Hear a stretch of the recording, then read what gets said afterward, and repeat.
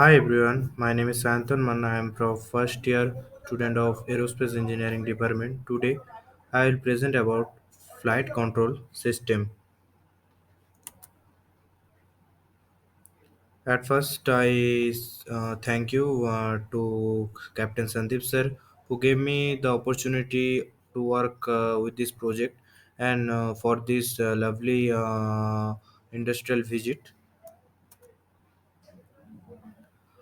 Then my project is on flight control system. There are some contents points that we covered, like primary flight controls, ailerons, radar, and elevator, and secondary flight controls and flaps.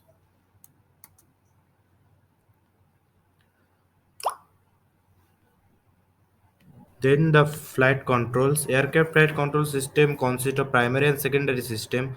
In primary system, there are the ailerons, elevator, and the radar constitute the primary control system and required to control aircraft safely during flight, wing flap, landing edge device, spoiler, and trim systems. Then the primary flight controls, which is aileron control role about the longitudinal axis. The aileron are attached to the outboard trailing edge of each wing and move in the opposite direction.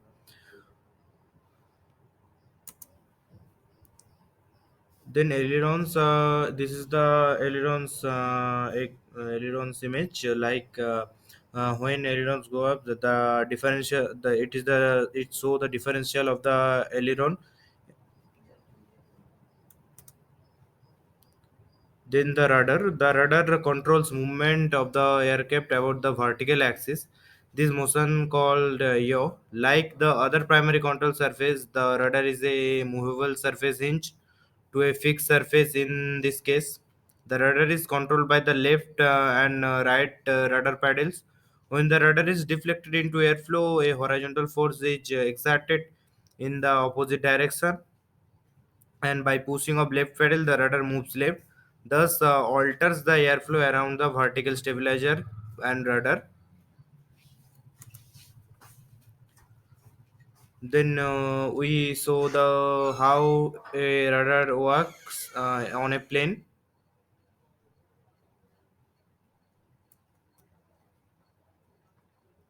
Then the elevator controls pitch about the lateral axis. Like the ailerons on small aircraft, the elevator is connected to the control column in the flight deck by a series mechanical linkage.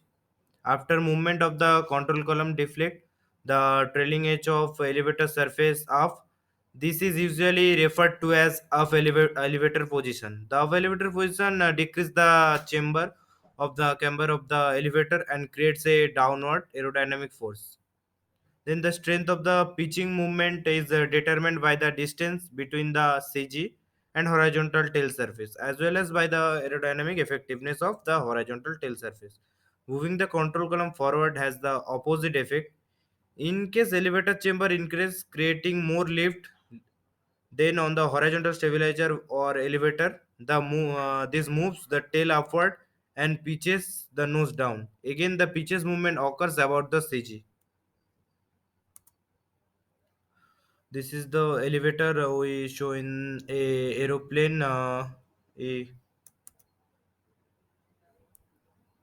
then the secondary fire controls, which includes the flaps. Flaps are the most common high lift device used on aircraft. This surface, which are attached to the trailing edge of the wing, increase both lift, induce drag of any given AOA.